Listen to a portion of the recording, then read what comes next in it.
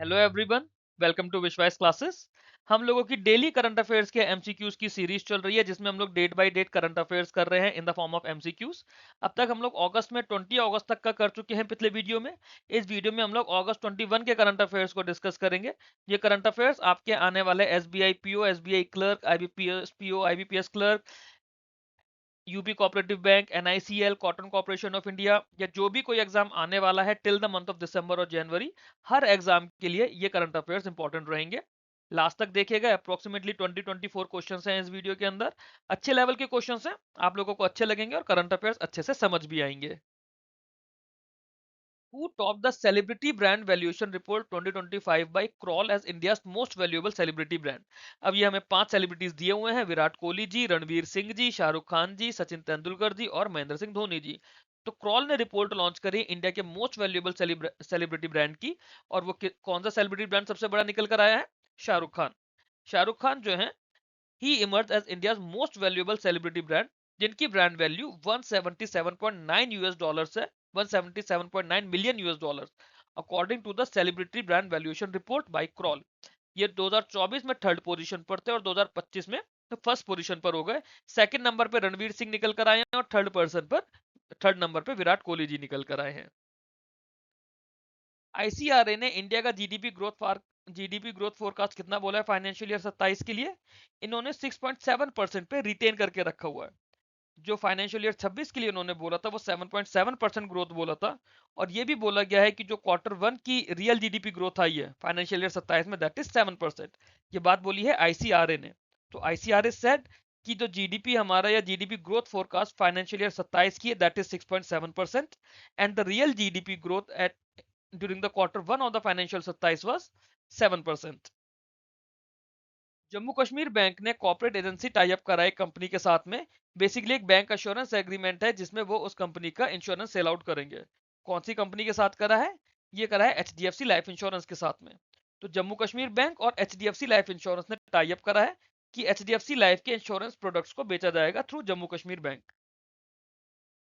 Which component mainly drove the increase in India's forex during the week ended जुलाई 24 2026? तो अभी क्या हुआ ना, जुलाई 24 2026 को जब आरबीआई की रिपोर्ट आई, फोर्टनाइटली या वीकली रिपोर्ट आती है, उसमें बताया कि हमारा फॉरेक्स काफी अच्छा बढ़ गया। It was increase by 6.12 billion और टोटल हो गया है हमारा 682.35 बिलियन। ठीक है। अब इसके अंदर जो बहुत बड़ा ड्राइव आया है वो आया 4.87 बिलियन डॉलर्स का, जो कि आया हमारे फॉरेन करेंसी एसेट्स के थ्रू। ये लार्जेस्ट कंपोनेंट है। और टोटल जो फॉरेन करेंसी एसेट्स हो गए हमारे, वो हो गए हैं 555.93 billion during the week. 555.93 billion. कब? 24 जुलाई 2026 की अपडेट है ये। मिनिस्ट्री ऑफ डिफेंस ने कॉन्ट्रैक्ट साइन करा है to lease 2 MQ-9B sea guardian RPAS. ठीक है। सी गार्डियन आरपीएएस दो लीज किए जा रहे हैं। कौन सा मॉडल? MQ-9B।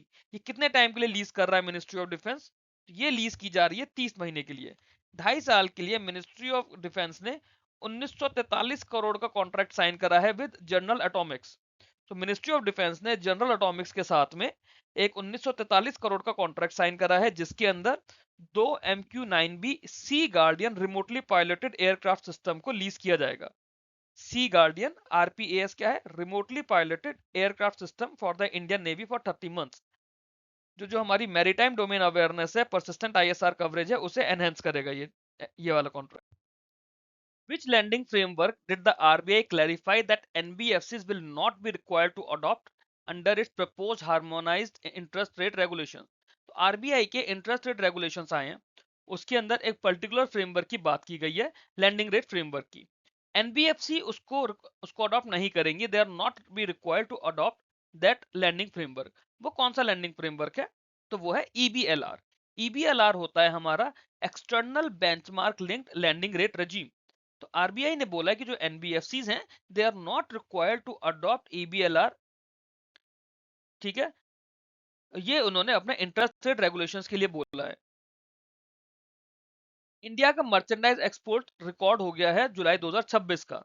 रिकॉर्ड हाई हुआ है। कितना रिकॉर्ड किया गया जुलाई 2026 में? जो 44.24 बिलियन डॉलर्स का रिकॉर्ड किया गया है। ये जुलाई 2026 में 19.63% बढ़ा है। सरपासिंग द प्रीवियस रिकॉर्ड जो कि 38.34 बिलियन हुआ था जुलाई 2022 में। ओवरऑल एक्सपोर्ट्स की बात करें इंक्लूडिंग मर्केंडाइज एंड सर्विसेज तो ये 13.31% ईयर ऑन ईयर बढ़ के 80.14 बिलियन डॉलर्स हो गए हैं। तो मर्केंडाइज इटसेल्फ 44.24 हुआ है और टोटल मर्केंडाइज और सर्विसेज मिला के 80.14 बिलियन डॉलर एक्सपोर्ट रिकॉर्ड किया गया है जुलाई 2026 में। Supreme Court directed the Reserve Bank of India to prepare and circulate a SOP procedure for banks within what time period। तो एक न्यूज आई थी जिसमें आरबीआई के लिए सुप्रीम कोर्ट ने बोला है कि 4 हफ्तों के अंदर बैंकों को एक एसओपी बनाकर दो। ठीक है, वो एसओपी क्या काम करेगा? To deal with cyber enabled financial frauds including digital arrest scams. तो एक ये एसओपी दिया जाएगा और ये एसओपी एक टेम्पररी रिलीफ देगा for temporary debit holds on the suspected mule accounts. तो जो भी सस्पेक्टेड म्यूल अकाउंट्स है, म्यूल अकाउंट्स वो होते हैं जो कभी यूज नहीं हो रहे होते बैंक में और अचानक से उसमें फंड ट्रांसफर होने लग जाता है, उन्हें हम लोग म्यूल अकाउंट्स बोलते हैं। तो सुप्रीम कोर्ट ने आरबीआई को बोला कि आप एक एसओपी बनाओ, उसे बैंकों के साथ सर्कुलेट करो विद इन 4 वीक्स। वो एसओपी बताएगा कि किस तरह से साइबर इनेबल्ड फाइनेंशियल फ्रॉड्स के साथ डील करना है इंक्लूडिंग डिजिटल अरेस्ट स्कैम। दूसरा एसओपी ये भी बताएगा कि टेम्पररी डेबिट होल्ड्स लगाने हैं ऑन सस्पेक्टेड म्यूल अकाउंट्स। कितने टाइम के लिए टाइम दिया गया है? 4 हफ्तों के लिए। Consider the following statement regarding the प्रधानमंत्री विकसित भारत रोजगार योजना। ठीक है, पीएमवीबीआरवाई की बात हो रही है।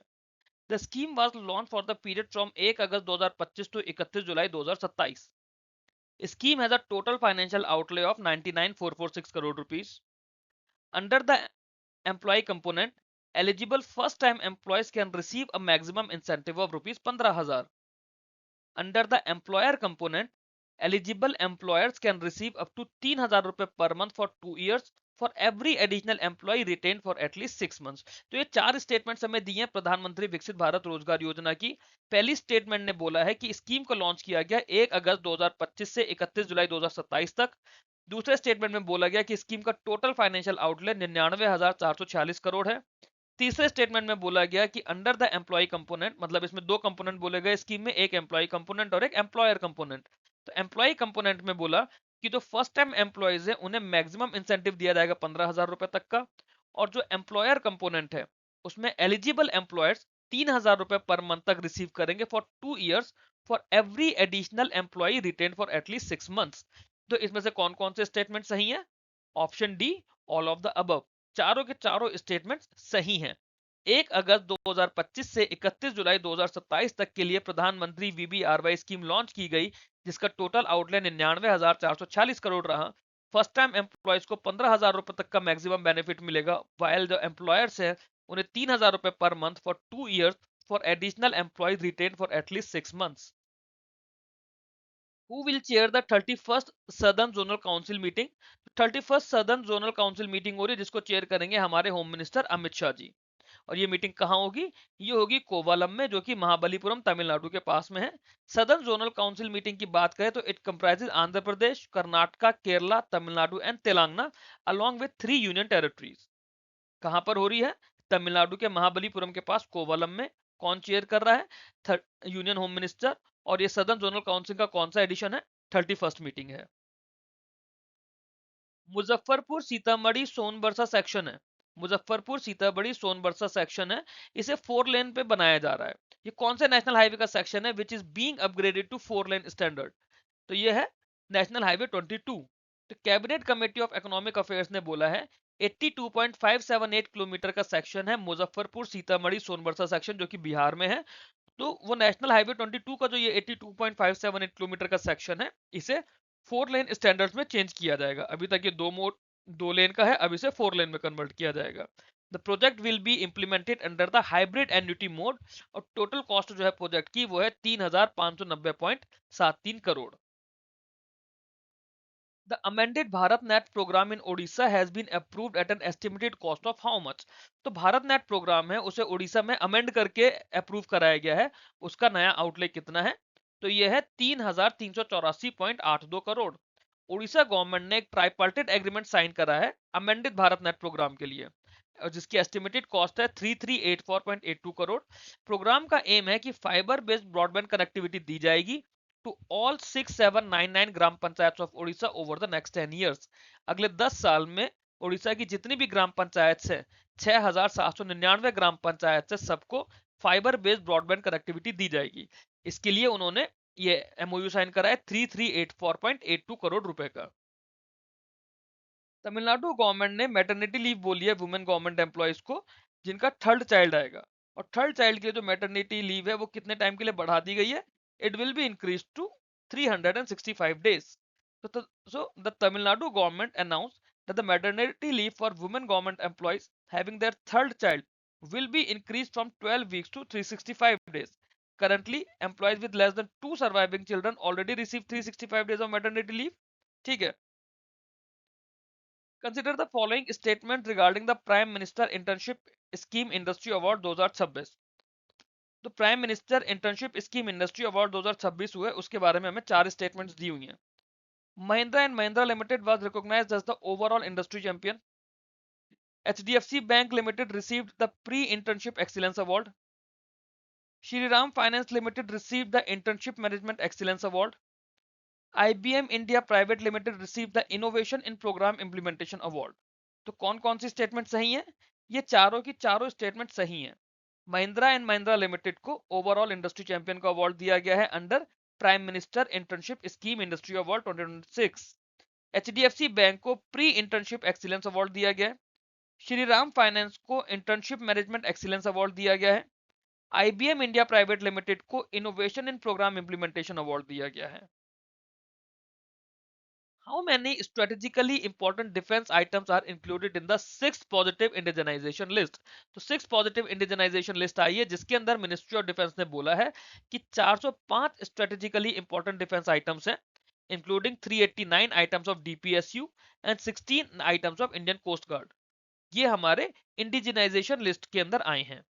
The list carries an estimated business potential of 3070 crore rupees. कितने आइटम्स? 405, जिसमें से डीपीएसयू की कितने हैं? डीपीएसयू था डिफेंस पब्लिक सेक्टर यूनियंस या defence public sector undertakings. 389 items defence public sector undertaking के हैं और 16 आइटम्स इंडियन कोस्ट गार्ड के हैं। 6 positive indigenisation list of the ministry of defence, 405 strategically important defence items. 65th Subroto cup international football tournament हुआ है। इसमें 3 categories हैं। ठीक है, आपसे पूछा कौन सी 3 कैटेगरीज खेल रही हैं? Junior boys, junior girls, senior man, senior women, senior boys, इस तरह से करके 5 ऑप्शन में दी हुई है। तो इसमें कौन कौन सी 3 कैटेगरीज हैं? Junior girls under 17, junior boys under 17 और सब जूनियर बॉयज अंडर 15। ये 3 कैटेगरीज हैं जो कि 65th Subroto cup international football tournament में खेलेंगे। Junior girls under 17, junior boys under 17 और sub junior boys under 15। Subroto cup international tournament कौन सा स्पोर्ट का है? फुटबॉल का है। कौन सा एडिशन हो रहा है? 65th एडिशन हो रहा है। कितनी टीम्स हैं? 108 टीम्स हैं। कौन कौन सी कैटेगरी है? जूनियर गर्ल्स अंडर 17 है, जूनियर बॉयज अंडर 17 है, सब जूनियर बॉयज अंडर 15 है। टूर्नामेंट कहां पर शुरू किया गया? टूर्नामेंट कमेंस किया doctor BR Ambedkar stadium, new Delhi में। Who has been appointed as the expert advisor on structure and process at 10 Downing Streets? 10 Downing Street हमारा यूके में एक एरिया पड़ता है और उसके लिए expert adviser on structure and process किसे बनाया गया है? ये बनाए हैं हमारे गौतम रंगाराजन जी। गौतम रंगाराजन एक इंडियन ओरिजिन के स्ट्रेटेजिस्ट है, मीडिया एग्जीक्यूटिव है। He has been appointed expert adviser on structure and process at 10 Downing Street. तो ये क्या करेंगे? यूके गवर्नमेंट के स्ट्रक्चर को, प्रोसेस को रीस्ट्रक्चरिंग में उन्हें अप्लाई, उनको हेल्प करेंगे। यूके की बात करें तो यूके की कैपिटल लंदन है और करेंसी पाउंड स्टर्लिंग है। श्रवानी एक open source multilingual speech recognition model है। ठीक है, क्या नाम है इसका? श्रवानी। ये कौन से इंस्टीट्यूशन ने डेवलप करा है? ये करा है IISc बेंगलुरु ने। Shravani was developed by the SPIRE lab at the Indian Institute of Science Bengaluru in collaboration with ARTPARK and with support from Google. तो श्रवानी में कौन कौन सी ऑर्गेनाइजेशन इन्वॉल्व है? IISc बेंगलुरु की लैब है स्पायर लैब, SPIRE, स्पायर। इसके अलावा आर्ट पार्क और गूगल का सपोर्ट भी है। ओपन सोर्स मॉडल है ये, जो कि स्पीच को टेक्स्ट में कन्वर्ट करेगा across 65 Indian languages including 20 scheduled languages. Competition commission of India ने टाटा स्टील का एक्विजिशन अप्रूव कर दिया है। तो टाटा स्टील क्या कर रहा है? TM इंटरनेशनल लॉजिस्टिक्स लिमिटेड में अपने स्टेक्स बढ़ा रहा है। ठीक है, और जो जॉइंट वेंचर था, वो जिस कंपनी के साथ में था, उसके स्टेक्स टाटा स्टील ने खरीद लिए। तो कितने खरीदे हैं? ये खरीदे हैं 23%। तो कंपटीशन कमीशन ऑफ इंडिया ने बोला या अप्रूव करा है बेसिकली, टाटा स्टील जो टीएम इंटरनेशनल लॉजिस्टिक्स में 23% शेयर थे आईक्यू मार्ट ट्रेड वाले, वो टाटा स्टील ने खरीद लिए। So it was basically a joint venture between the Tata steels and the IQ मार्ट्रेट। अब क्या हुआ, जो आईक्यू मार्ट्रेट के 23% इक्विटी थी वो टाटा वालों ने खरीद ली, तो आईक्यू मार्ट्रेट पूरी तरह से एग्जिट कर जाएगा टीएमआईएलएल में। टीएमआईएलएल क्या है? टीएम इंटरनेशनल लॉजिस्टिक्स लिमिटेड से आईक्यू मार्ट्रेट पूरी तरह हट जाएगा, it is no more a shareholder. और पूरी शेयर होल्डिंग किसके पास आ जाएगी? टाटा स्टील के पास।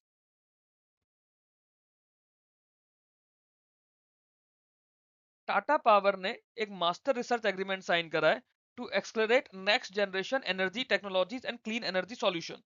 तो ये किसके साथ टाई अप करा है, कौन से इंस्टीट्यूशन के साथ टाई अप करा है?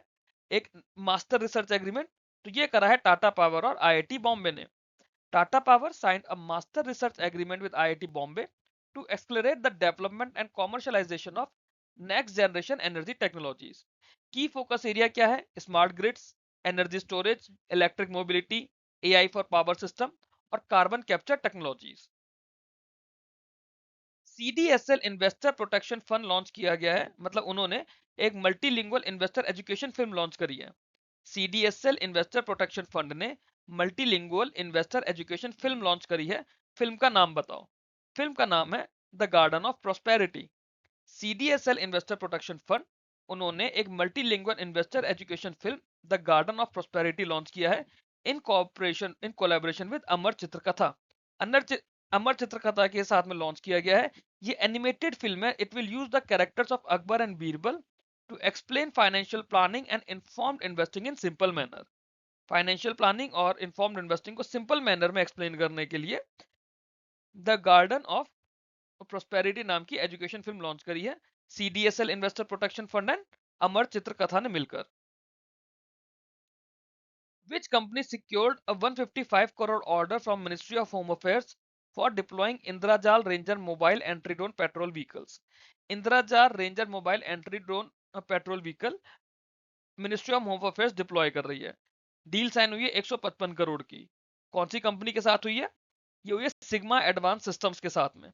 सिग्मा एडवांस सिस्टम्स उन्होंने इंद्रजाल ऑटोनोमस डिफेंस सिस्टम के साथ एक पार्टनरशिप करी है और 155 करोड़ का ऑर्डर मिला है मिनिस्ट्री ऑफ होम अफेयर्स के साथ में for Indrajaal ranger mobile anti drone patrol vehicles. India ने एमओयू साइन करा है to strengthen cooperation in defence research development innovation and shield production. ये कौन सी कंट्री के साथ में एमओयू साइन हुआ है recently in the month of अगस्त? ये हुआ है अर्मेनिया के साथ में। इंडिया और अर्मेनिया ने येरेवन में ये एमओयू साइन करा है। कहां पर? येरेवन में। To strengthen cooperation in defence research development innovation and shared production. Agreement sign किया है इंडिया की मिनिस्ट्री ऑफ डिफेंस ने और अर्मेनिया की मिनिस्ट्री ऑफ हाईटेक इंडस्ट्री ने। अर्मेनिया की बात की जाए तो अर्मेनिया की कैपिटल है येरेवन और करेंसी है अर्मेनियन द्राम। राजा सेन एक वेटरन बंगाली फिल्म मेकर थे, इनकी रिसेंटली डेथ हो गई है। इन्होंने कौन सी फीचर फिल्म के साथ डेब्यू किया था? तो इन्होंने डेब्यू किया था दामू नाम की फीचर फिल्म थी। इंपॉर्टेंट चीज क्या है कि राजा सेन कौन थे? फिल्म मेकर थे। कौन सी लैंग्वेज के फिल्म मेकर थे? बंगाली लैंग्वेज के फिल्म मेकर थे। इन्होंने डेब्यू कौन सी फिल्म के साथ किया था? दामू के साथ में। इस वीडियो के अंदर इतना ही। आप लोगों को वीडियो अगर अच्छा लगा हो तो वीडियो को लाइक करके चैनल को सब्सक्राइब कर लीजिए। ये मेरा टेलीग्राम का चैनल है, बैंकिंग इंश्योरेंस एग्जाम्स डाल के आप लोग टेलीग्राम पे सर्च करेंगे तो आपको विश्वास क्लासेस का चैनल मिल जाएगा। पीडीएफ के लिए और बाकी प्रैक्टिस क्वेश्चंस के लिए, स्टडी नोट्स के लिए आप लोग चैनल को ज्वाइन कर सकते हैं, जहाँ पे मैं इंग्लिश के लिए भी डेली प्रैक्टिस सेट शेयर कर रहा हूँ, वोकैब शेयर कर रहा हूँ और आपके साथ करंट अफेयर्स भी डेली और वीकली पीडीएफ शेयर करता हूँ। Thank you very much for watching this video. Keep learning, keep growing.